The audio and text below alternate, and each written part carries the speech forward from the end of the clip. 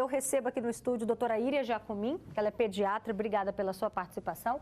O policial rodoviário federal Wagner Mota, muito obrigada pela sua presença. E também a Evelyn Faria, que ela é mãe de 2 filhos e ela sabe muito bem também como é que é essa realidade, né? Das crianças entrarem no carro e não aceitarem muito bem a cadeirinha, o cinto de segurança. Como é que você faz, Evelyn? Boa tarde. Boa tarde. Então, é um pouco difícil, porque eles são muito teimosos, né? Chega dentro do carro e, principalmente, eu não tenho um carro próprio ainda, mas em viagem, pega Uber, né, para lá e para cá. E, principalmente, eles não querem colocar o cinto de segurança. Aí fala, aí tira. O meu pequenininho, o de 5 anos, ele gosta muito de sentar perto do motorista atrás, não tem? E chegar assim, eu falo, João, sai. Aí aquela confusão. E é perigoso, porque às vezes uma freada pode acontecer o pior, né? Agora, a gente sabe que, infelizmente, essas situações são mais comuns do que a gente imagina. Wagner, obrigada mais uma vez pela sua presença. É verdade, Roberta. Eu pergunto para você, onde está o razoável de se nós adultos usarmos o cinto de segurança e não colocarmos o cinto de segurança nas nossas crianças? Onde está o razoável e onde está o amor por essas crianças? O Código de Trânsito Brasileiro, a Resolução 819, é bastante clara quando fala dos DRC, são os dispositivos de retenção e transporte de crianças. Eles são popularmente conhecidos como bebê conforto, cadeirinha e assento de elevação. Até 1 ano de idade, a criança vai no bebê conforto. Esse dispositivo ele é fixado no veículo pelo cinto de segurança do veículo e o próprio bebê conforto já tem o cinto para o tamanho da criança. A partir de 4 anos de idade, a partir de 1 ano de idade até os 4 anos, nós temos a cadeirinha, um dispositivo que também é preso pelo cinto de segurança do veículo e ele tem o dispositivo para fixar a criança nessa cadeirinha. O assento de elevação é para as crianças de 4 até 10 anos de idade. Elas têm que ter esse assento de elevação, por quê? Porque o cinto de segurança ele deve passar na região peitoral e abdominal da criança. Se não tiver o assento de elevação, ela fica mais baixa no banco do veículo e o cinto acaba passando no pescoço. Não é isso que a gente quer. Vamos só frisar essa idade a partir de 4 anos, porque houve uma alteração em 2001, né? E aí, às vezes, os pais, algum ou outro, talvez não tenha acompanhado, que antes era até 7 anos, então agora se estendeu até os 10 anos, não é isso? Exatamente. A Resolução 819 de abril de 21 alterou a idade de 7 para 10. Interessante frisar que 10 anos ou 1,45 m. Se a criança tiver 10 anos, mas não tiver 1,45 m, ela continua viajando com o assento de elevação, Roberta. Perfeito. Justamente para quê? Para que a criança se encaixe perfeitamente em condições seguras, no banco, no cinto de segurança, né? Tudo isso a gente está falando, não é porque é lei, não. É segurança dos nossos filhos. Doutora Iria, quais são os perigos de transportar, então, uma criança de qualquer forma, solta ali no banco de trás, no carro, né? Até mesmo, vamos pensar, um acidente com uma criança, né? Ela pode se machucar muito mais do que um adulto? Boa tarde. Boa tarde. Olha, o perigo é realmente assim, nem é só que a gente não pensa num acidente grave, é uma freada brusca, onde a criança é jogada contra o para-brisa, contra o banco da frente, né? E é muito comum o traumatismo craniano. Então, o acidente, ele é sempre grave. A criança é leve, ela é jogada, ela é arremessada. E ela pode ser arremessada para fora do carro, se o vidro estiver aberto, né? E contra. Então, esse acidente, ele é sempre grave, porque ela geralmente é traumatismo craniano. Nesse vídeo, é claro que ainda são informações preliminares, mas a impressão que a gente tem é que ele está solto ali no banco de trás do carro, talvez no colo de alguma pessoa. A porta se abre, o que também a gente sabe que é muito comum. Eu tenho filho com 2 anos e 9 meses. O menino tenta abrir a porta de trás do carro, ainda bem que existe a trava. Ele tenta, uma criança tenta. Então, são riscos que a gente tem, né? Está ali mostrando exatamente o que pode acontecer. Nós, como pediatras, sempre orientamos, desde a alta da maternidade. O bebê tem que sair da maternidade já, na maioria dos lugares, não vai de alta. Olha, cadê o bebê conforto? Olha a segurança. Então, sempre a gente alerta na hora da alta. E do que a gente orienta na parte de pediatria, que é começar desde cedo a educação pela cadeirinha e pelo cinto. Se você, desde bebê, ele é acostumado a entrar no carro e que no carro ele vai ter que usar o cinto, fica mais fácil da criança ir crescendo e adaptando para não ocorrer como A Evelyn falou, né? A Evelyn falou. Então, assim, a educação desde bebê, de criancinha, vai com um aninho e não quer ficar na cadeirinha, não vá, né? Não, a gente não vai sair de carro. Então, é uma vez, é muito exaustivo isso para os pais, eu sei, mas é a conscientização deles e eles vão crescendo com essa ideia, né? Então, desde a maternidade, a gente orienta o bebê conforto. Perfeito. E eu, como o pessoal de casa sabe, eu tenho 2 filhos.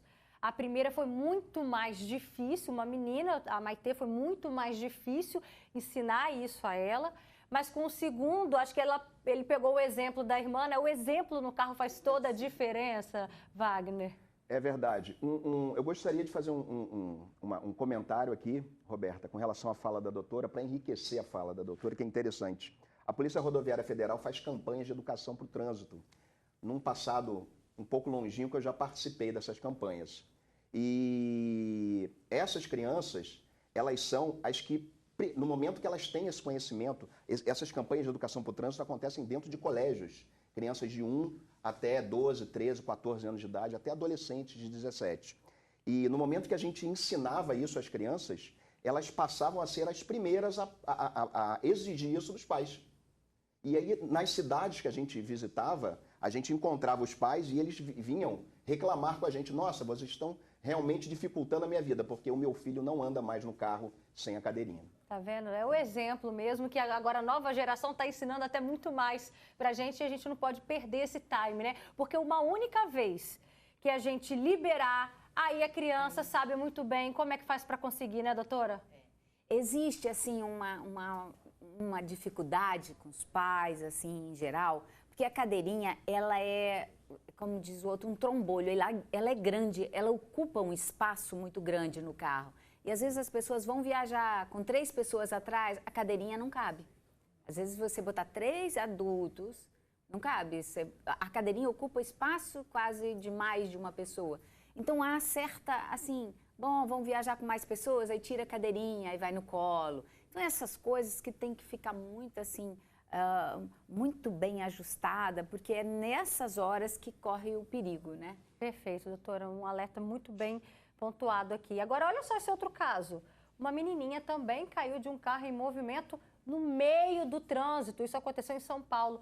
Por sorte, minha gente, o motorista que vinha logo atrás conseguiu parar. A imagem é impressionante. O carro faz a curva e a porta se abre. A criança cai do veículo sem que o motorista perceba. Testemunhas assustadas correm para ajudar. A menina levanta, aparentemente sem ferimentos, e caminha pela rua movimentada. O acidente foi em Vinhedo, no interior paulista. Algumas medidas de segurança poderiam ter evitado esse acidente. A primeira é prevista em lei. Crianças com até 7 anos e meio devem ser transportadas no banco traseiro, em bebê conforto, cadeirinha ou assento de elevação, de acordo com a idade. O equipamento também precisa estar preso com o cinto de segurança.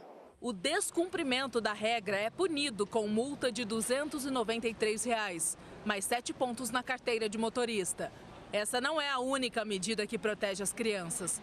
As travas das portas traseiras impedem a abertura pela parte interna do carro. O dispositivo está presente tanto em carros mais novos quanto nos antigos. Preocupada com isso, Teca é rígida com a segurança ao transportar a filha de apenas 2 anos. Por isso, cadeirinha e trava são inegociáveis. Às vezes ela está berrando até, tem hora que ela não aceita, principalmente essa parte aqui do pescoço. Mas eu falei assim, pode chorar, pelo menos eu estou com a minha filha viva. A gente vê tantas coisas acontecendo, então a primeira coisa é a segurança, independente de multa. Tá certinho essa mãe. Agora, importante, né, esse detalhe na reportagem desse dispositivo, dessa trava de segurança nos carros mais antigos. Tem pessoas que nem sabem que tem, não é verdade, Wagner? Sim, os carros mais antigos, pode ser que eles não tenham, né? Se por acaso não tiver a trava de segurança, o ideal é manter o veículo travado e tentar posicionar a cadeira num local no banco traseiro, centralizado, de forma que a criança não tenha envergadura para alcançar a maçaneta. Essa seria um meio de fortuna para evitar que a criança abra a porta em movimento. Se ela estiver fixada na cadeirinha, mesmo que ela abra a porta, é uma situação de risco, mas ela vai estar pelo menos ali fixada na cadeira e não vai acontecer isso que aconteceu nas imagens que a gente viu agora. Porque criança que mais tem a curiosidade, Sim. né? Que ela vai tentar fazer isso mais cedo ou mais tarde, a chance é grande. Os seus já tentaram alguma vez, Evelyn? Já, então, o mais velho, eles brigam querendo sentar na porta. Na janela, né? Isso aí. E coloca a mão, é muito perigoso também. O rosto, entendeu? Então, se não tiver trava, é muito perigoso, porque uma manobra, alguma coisa, a criança cai. E eu sempre fico falando, Daniel, senta mais para cá, você sempre tem que ficar alertando, porque... E é muito bom esse programa, porque alerta cada dia, porque às vezes passa desapercebido, doutora. Às vezes a gente não está muito, entendeu? Naquele dia, na correria, Isso né? aí. Eu vou ali rapidinho. Aí é a hora que acaba acontecendo uma tragédia. Perfeito. Olha só, a Jennifer Lima diz, meu irmão chega a ser chato com essa questão de cinto, mas eu não tiro a razão dele.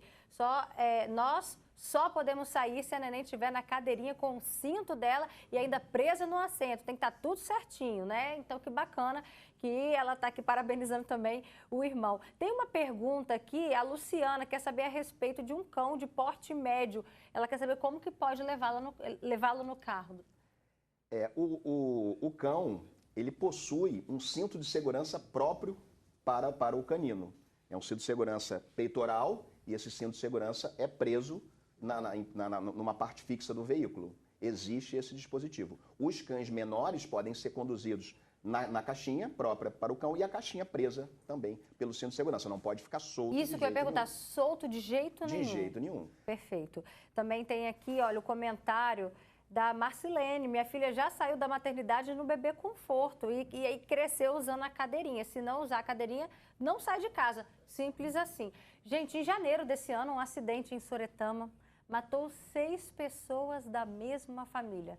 4 eram crianças. As imagens mostram o momento em que o carro cinza, onde a família estava, invade a pista contrária e se choca contra o caminhão.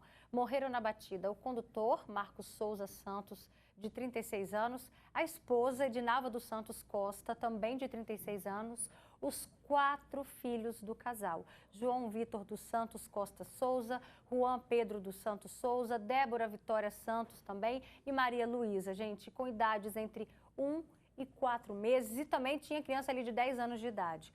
Eles saíram do Rio de Janeiro e seguiam para a Bahia. A carreta estava carregada com toras de eucalipto e, segundo a polícia, apenas o bebê mais novo, de 1 ano e 4 meses, estava na cadeirinha.